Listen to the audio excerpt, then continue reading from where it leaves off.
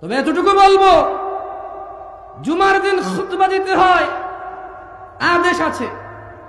জুমার দিন জোহরের সময় জুমার সালাত 2 রাকাত হবে, আদেশ আছে, পদ্ধতি আছে।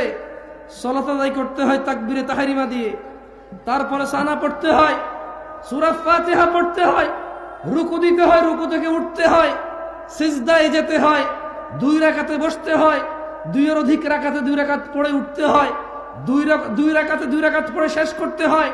এই সকল পদ্ধতি, এই সকল আদেশ হাদিসের মধ্যে আছে।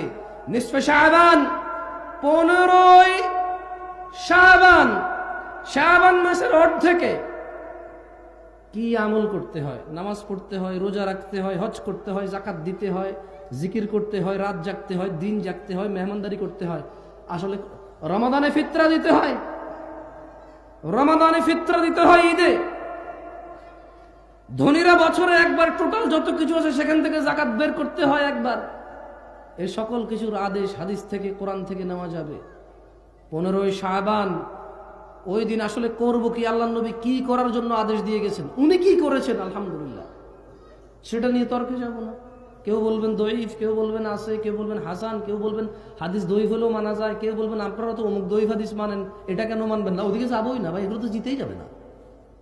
না না, আপনি হারবেন না, আমিও হারবো না, এরকমই অবস্থা হয়ে গেছে এটাতে।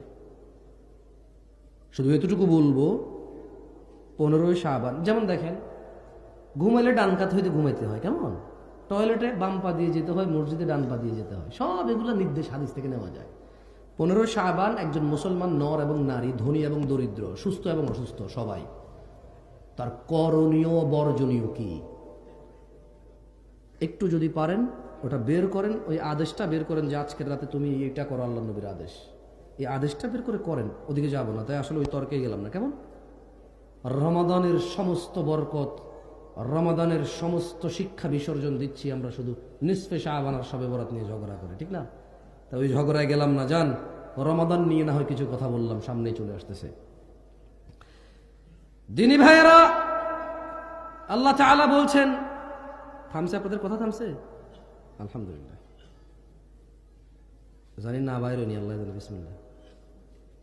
আলহামদুলিল্লাহ, বাইরে বেশি শুরু দিয়ে দিছি।